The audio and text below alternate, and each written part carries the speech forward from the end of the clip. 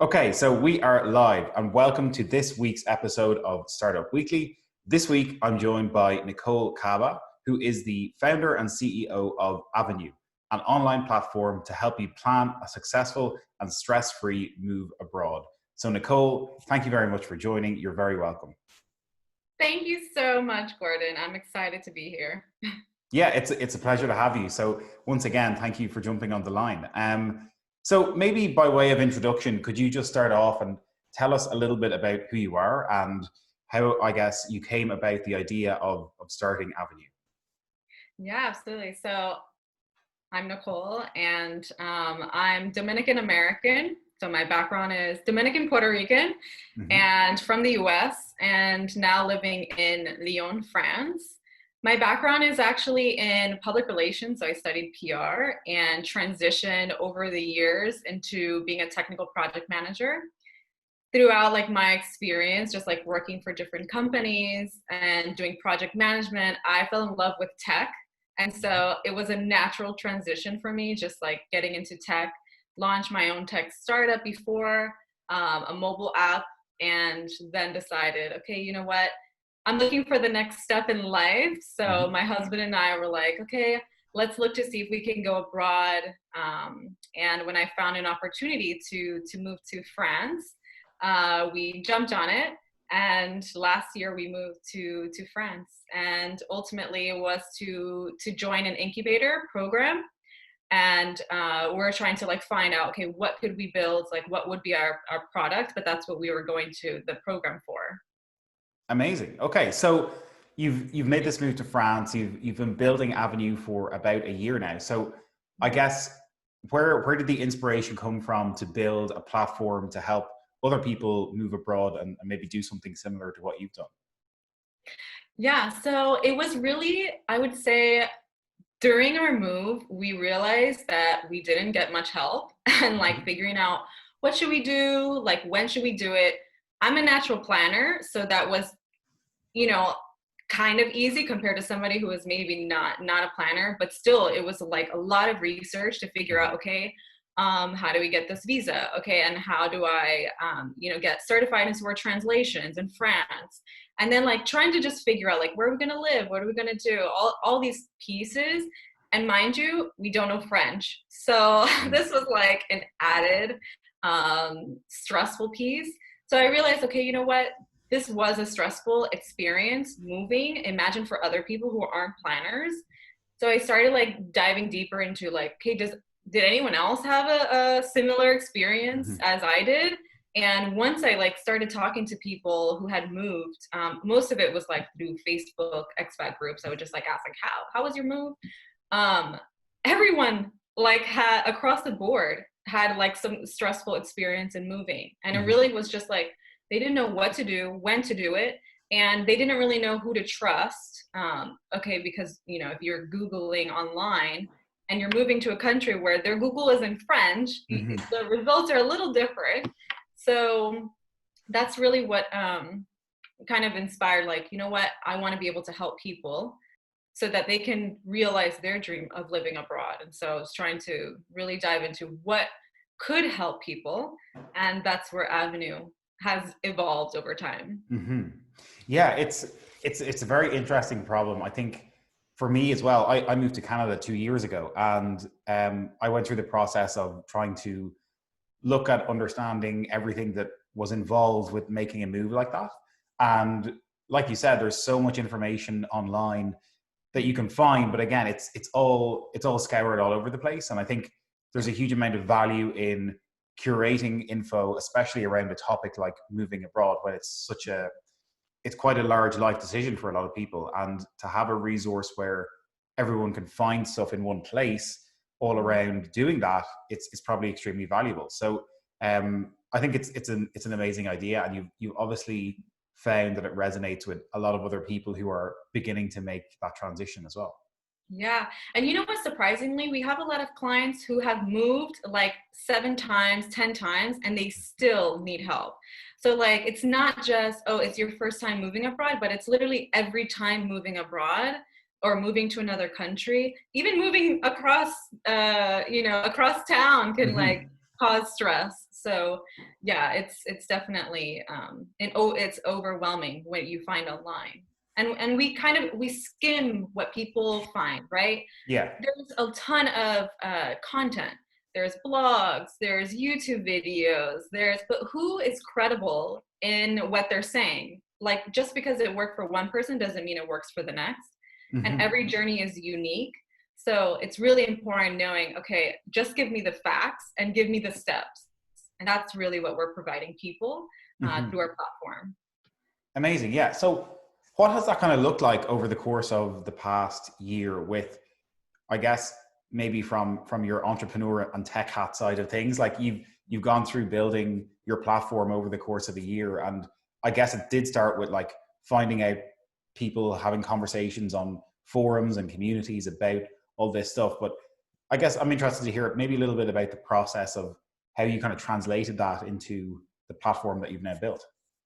Yeah. So over the years, what I've learned has been find the pain point and then try to solve that problem. And so when we identified, okay, here's the challenge we're seeing, which we did like through interviews, talking to people, it was now finding what could solve those pain points. Mm-hmm. So the first thing we did was very quickly launch a website. So within 1 week, my goal was like, all right, I need to get this website live. It's going to have a basic form, super simple. If you've heard of an MVP, this was our MVP. Mm-hmm. And so just within a week, launched our website, had a basic form, and started getting people to fill out the form. So what the form was like, okay, where are you moving from? Where are you moving to? And like, what do you need assistance with? Mm-hmm. And that changed over time. We started realizing, okay, maybe we can't help in certain things.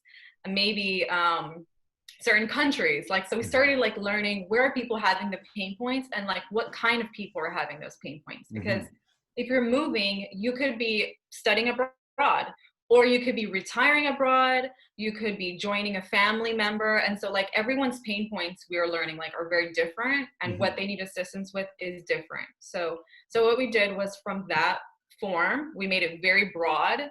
And that was kind of our, in addition to like, okay, let's help people, but we were also doing research at the same time, because Mm-hmm. that's what you do as a startup. You're like juggling the multiple things at the same time.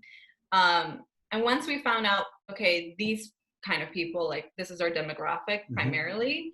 And then we were like, okay, what would we need in our platform to, like, if we were to build a platform, what would that look like beyond a basic website? So the best thing to do is to talk to your clients. So we sent an email and said, hey, do you want to join our pilot?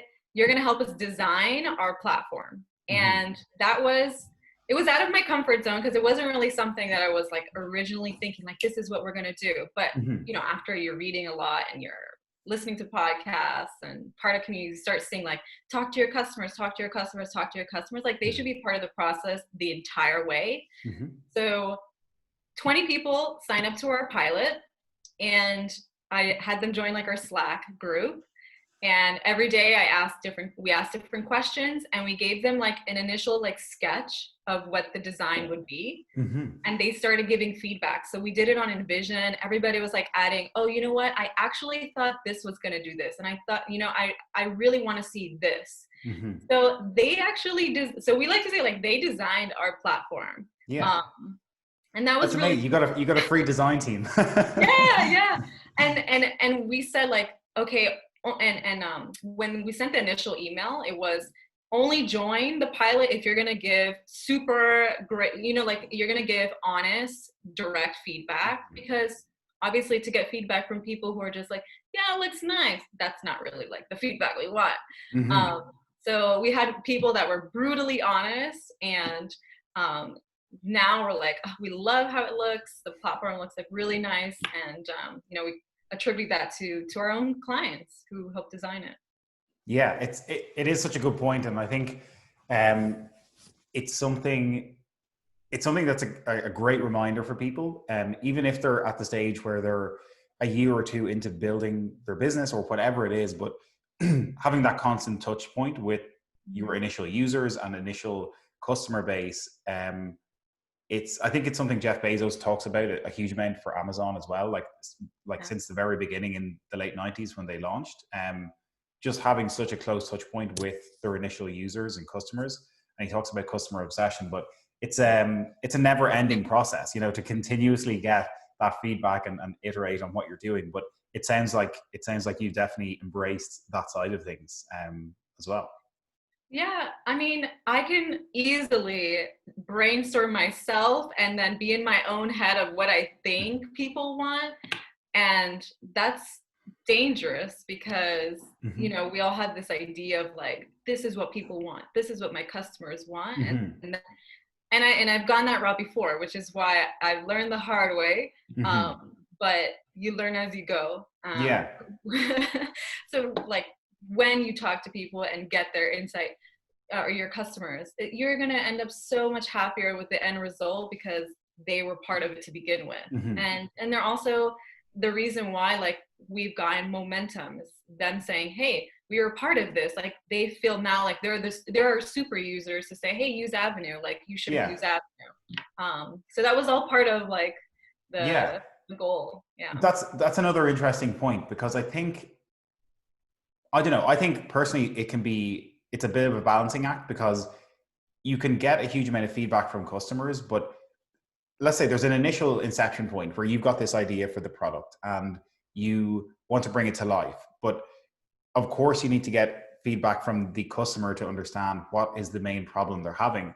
But Mhm. I think it's kind of about marrying the two of them to an extent because Yeah. if you go too far into the customer side and begin just saying, okay, I'm going to build every single feature that you suggest, then that simply becomes unfeasible or it becomes, I don't know, you get typical scope creep, like we say in building products. But Yeah. I think it's kind of like a balancing act to get towards that product market fit and really take on the feedback, but know where to kind of draw the line with Mhm. saying that's too much, I guess, you know. Gordon, you hit on something like that I'm so passionate about. Like when it comes to, yes, it is a balancing act. And just because people say they like it doesn't mean that's what you should be doing, Mm-hmm. right? Because, like you said, you know what's the vision, you know what the challenges are. And I think it's so important to focus on like, my role and any founder's role is to find a solution. It's not the customer's job to find a solution to their pain points because they don't know. That's why it doesn't exist. Mm-hmm. So it's really, does this solve the pain point?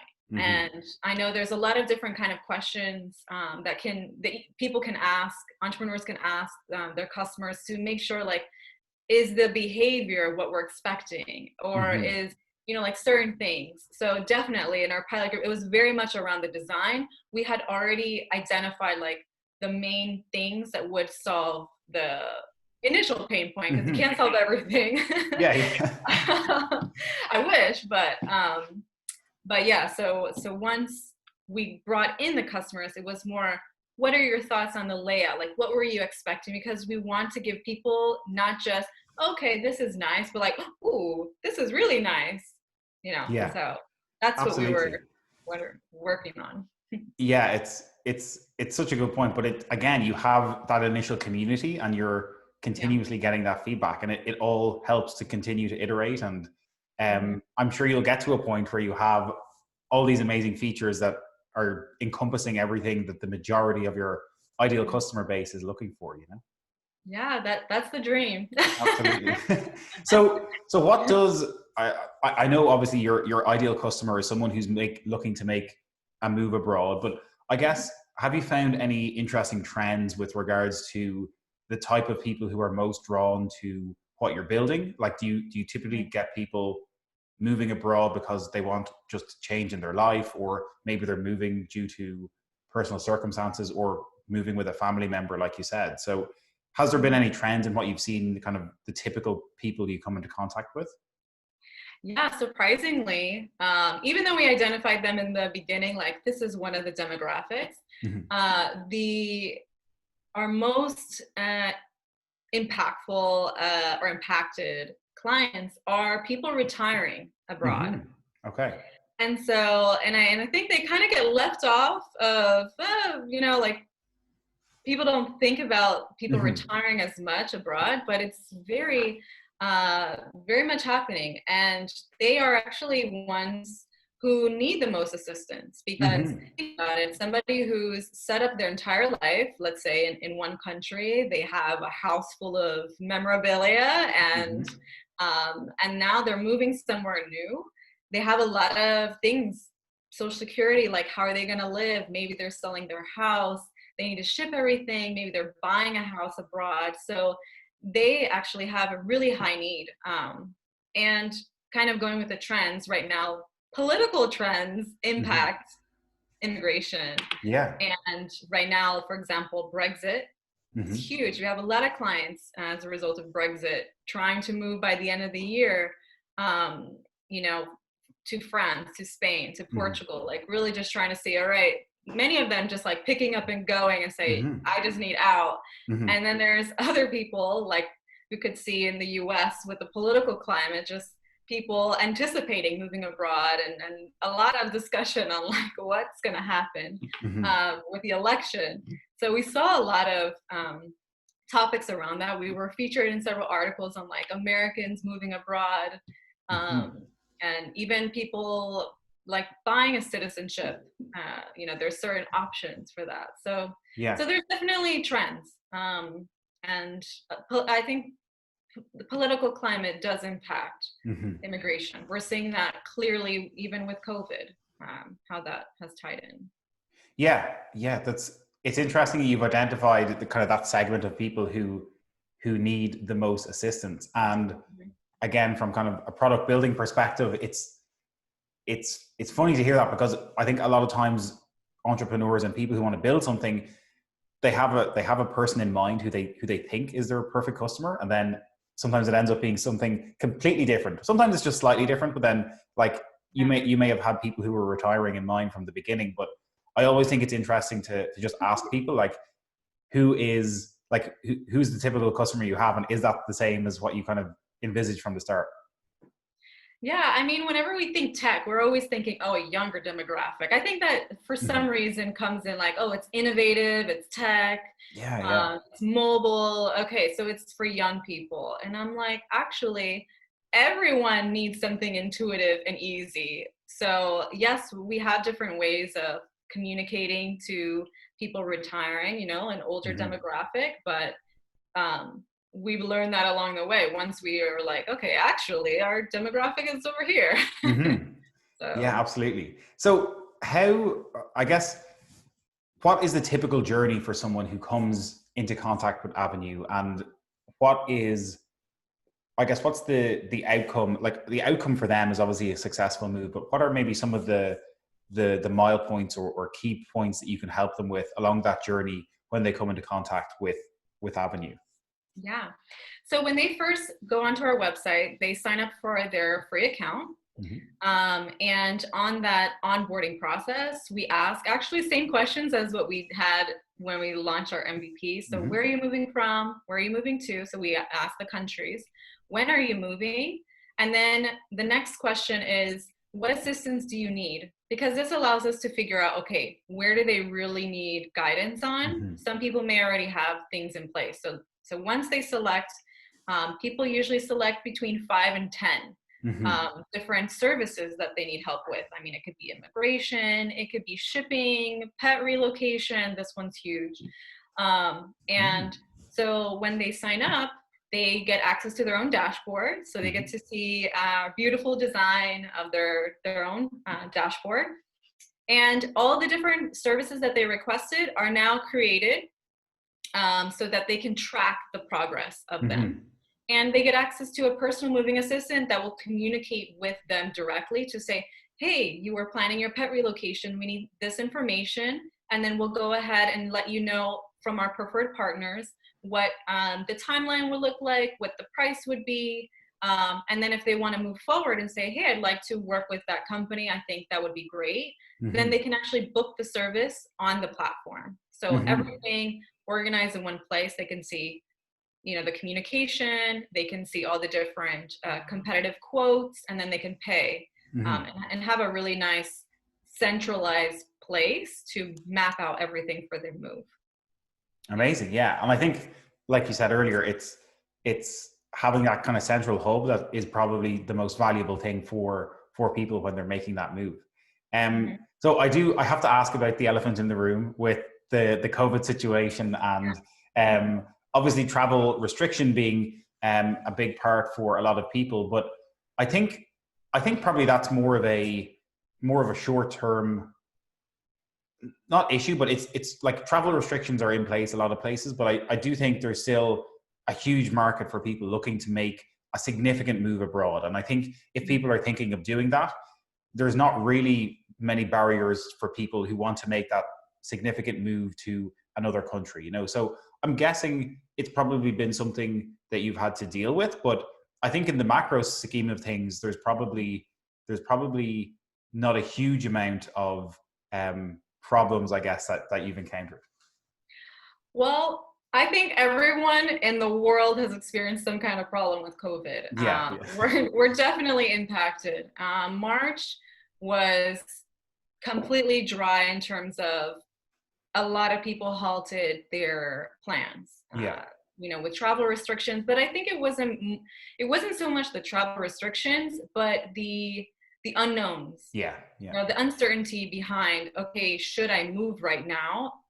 Moving abroad is not just a logistical thing, it's an emotional thing. And a lot of people forget that part. And to leave where you're comfortable to go to an unknown during a pandemic is very nerve-wracking.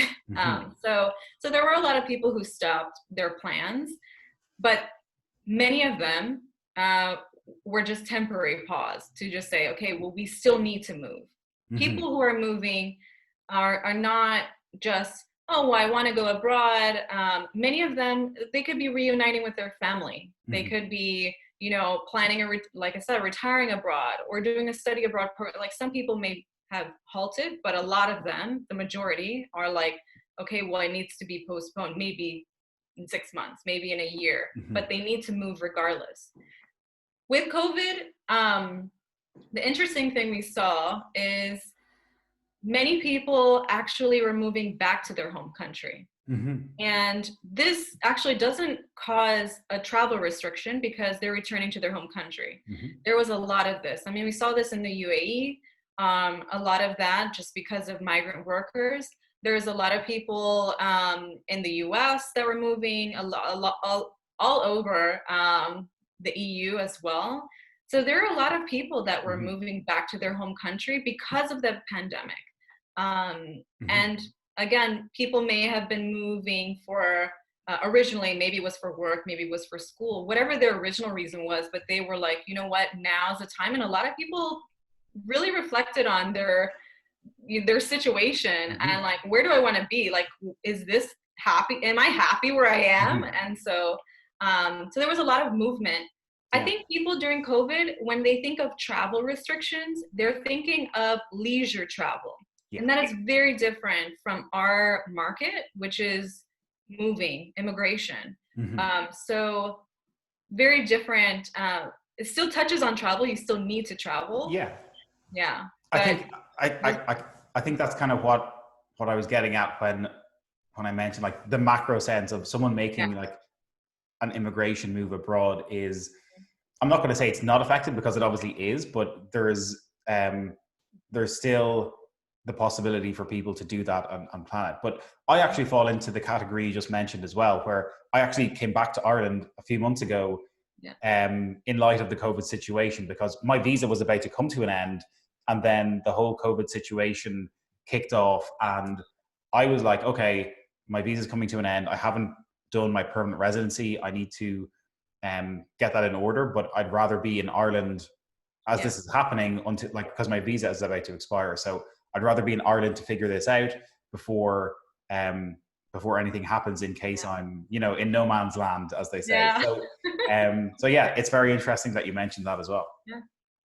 And I think a lot of people don't think about that. You've moved, so you understand. But if I'm talking to somebody who's never moved abroad, they don't understand a lot of these intricacies or things regarding visas. And so very different kind of conversation. Hmm. But you've made that move before, so Hmm. you understand like the Yeah, I elements can. of it.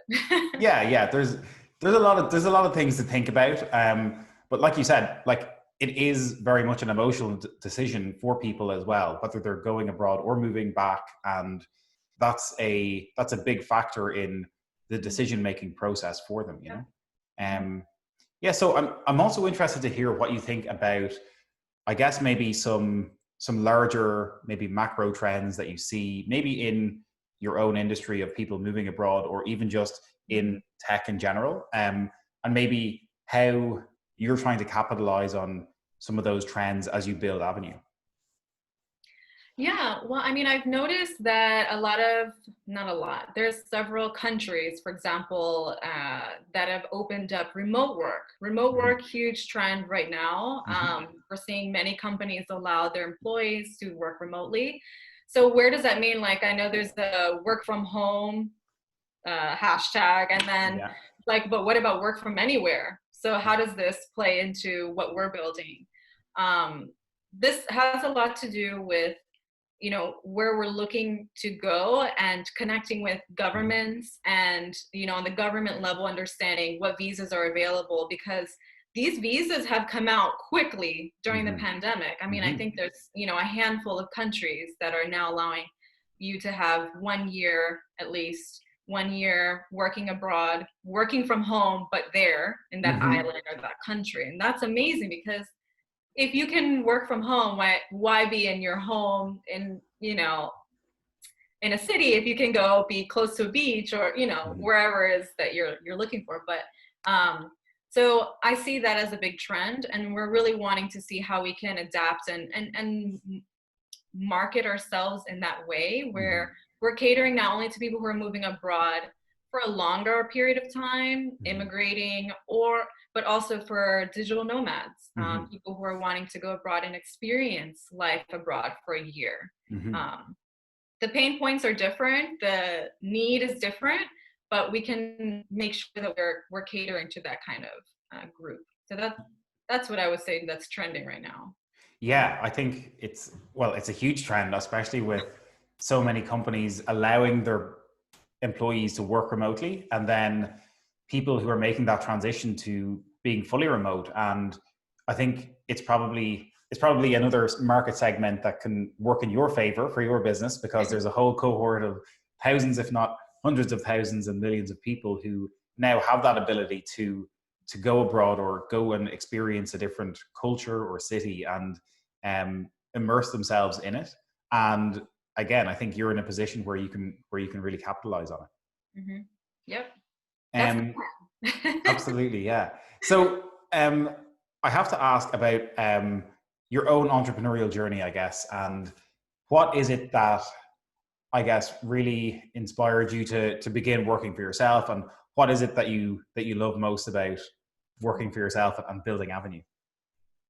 I'd say some people stumble upon entrepreneurship. I'd say I'm one of those people that as a child I was an entrepreneur, Hmm. or at least have that spirit. The first unofficial business that I started, I was 12 years old, and I was like reading all the babies. Well, I had read like all the Babysitters Club books, and I was like, I'm gonna be a babysitter. So I created my own business card. I Hmm. mean, back when you could just print out like the Yeah. the, the certain template, and I actually still have a copy of it, of that business card that I made. And I went Amazing. around and I was saying, these are my prices, and started getting some business. And that was really cool. Like, I was like, oh, I'm the babysitter. My official first business was after I graduated college. I was working in PR, and I wanted to dabble into, like, okay, I always loved event planning, and I thought I was leaning towards the wedding sector. So I started my Hmm. own wedding planning business, Hmm. Amazing. Yeah. and did quite a few weddings, was amazing, but I was like, this is not for me. Hmm. I learned really quickly, but that first experience of putting together a business plan, the traditional Hmm. approach, putting together a business plan, you know, having, you know, it was like 30 pages. I also still have this, like super manicured and perfect. Was my first experience starting a business. And I had, you know, was watching a lot of videos. YouTube was coming out with, you know, different information. This was around 2011. And so that was my first experience. Since then, you know, I've started another business. I launched my first app in the market a few years ago. And so I would say like my entrepreneurial journey continues to grow. Like, I don't think there's one point where you're just like, all right, I'm the official, this is, you know, you're always learning. I think that's what entrepreneurs are. Like, we are constantly learning. We're always tapping into, you know, what's working for this company, what's not working for this company. If you're not walking around and going, oh, this is a good business idea, we can solve this problem. I'd say that that's a natural perspective from an entrepreneur. But I'd say I'm always growing, and you know, my journey continues. So amazing. Yeah, I think you're totally right. It's a constant learning journey, and again, it comes back to what we spoke about with just trying to keep in touch with those customers and have those conversations and use them as the main point of learning about the problem at hand. And it's something I think that I overlooked for a long time as well, with trying to build things and then hoping people would just use them. But you need that touch point, you need that community, that initial base of people to really aid you in that process. So what are some of the maybe biggest lessons that you've learned over the years? It doesn't have to be maybe just with Avvinue or in recent years, but maybe for other people who want to maybe kickstart their journey of building something, because we've got a community of entrepreneurs at Startup Sanctuary, and I guess our demographic is typically people who are at that early stage or want to start building something for their business. What would be your, maybe either your biggest lesson learned or your number one piece of advice for people who want to kickstart that journey? I would say learn from others. We have a world of resources at our fingertips. On YouTube, Startup Sanctuary, there's so many different places that you can learn. Because if you're learning from what people are sharing, their experience, what they, you know, share, like don't do, it's all information that helps you grow. And I'd say that once you take in that information, obviously you take it with a grain of salt, like, but there's information out there to learn from. Treat it as a guide in a way. But aside from just learning, my challenge for anyone who is looking to start their own business, find a problem that exists. Find people who have that problem frequently and that are willing to pay for a solution. And then find the solution, you know. So I think many people are, oh, here's a, you know, a cool idea, but doesn't solve somebody's pain point. And I think that's the difference between what can become a successful startup versus this is a hobby. And we can all create hobby businesses. I'm sure a lot of us have, like I've done that myself with my last app that we launched. So really try to find something that people are like, you know what, I would pay $10 for if you were to build this thing for me. Put their money on the table, like actually see if what you can produce as a solution. But first thing, find a challenge, like find a problem in a market and see who's having that problem, talk to them and see, hey, I'm gonna build this for $10 a month. Would you pay? And not even would you pay, but like actually get them to pay. I think if you just do those three things, yes, that's like very high level, but if you do those three things, you're on a pathway to building something that'll be great for people. Whether your market is smaller, if you're building a lifestyle business, or you're trying to scale and grow and you know, go the investor route. I think no matter what, finding those three things is what will help you build something that's sustainable. Yeah, absolutely. I think you're kind of a prime example of what you said in a way, because you gave the example earlier of just sending on your form to people to fill out, your questionnaire, to really get that initial group of people helping to participate in what you wanted to actually build. And I think it's great to know all the stuff, but to actually go and put it in place and take action on what it is that you're preaching, I guess, is the most important thing. And I think Avvinue is a great example of that from everything you've discussed and everything I've seen as well. So I think finally I have to ask Nicole, what's next for Avvinue, and what's on the agenda for kind of growth and opportunities in the next kind of few months and maybe even years? Yeah, so we're not putting all our eggs in one basket. We're looking at different opportunities because, of course, COVID has required us to do so. So what's next for us on the consumer side is we're really looking at putting together our moving abroad checklist app. So what a lot of our clients are really looking for when they do use our platform is like, okay, but I want to see more than just the services that you've, that you can assist us with. I want to see like 9 months before, 6 months before, 1 month before, like what should I do? And we've been working on it, but now we're ready to roll out our app. So in the next month or two, we should have that. So hopefully for the new year. But this is something that not only will be a valuable resource for people like on their phones, but will also help us create awareness for Avvinue. So giving that valuable resource for free to people is what we feel would be a great way to drive our growth. The other side is on the B2B side. So in the same way that we think our customers or our demographic will be one, and then eventually it's another. We've also been presented with opportunities through corporate partnerships to serve as personal moving assistants to various companies and their clients. And so we're working on different partnerships, and this could really help us expand.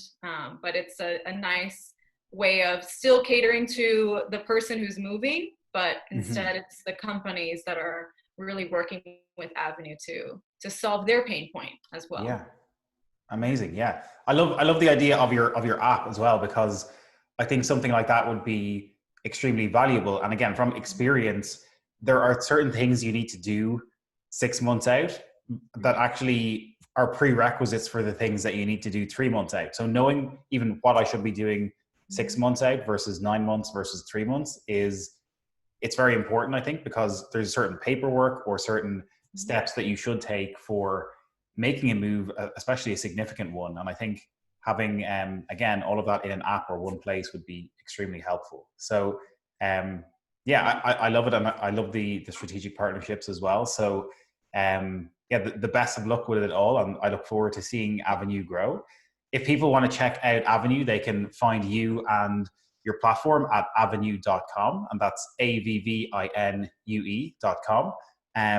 But Nicole, once again, thank you so much for jumping on and having a conversation and enlightening us all about Avvinue. Absolutely. Thank you so much for having us, Gordon. It's a pleasure. Have a great rest of your day.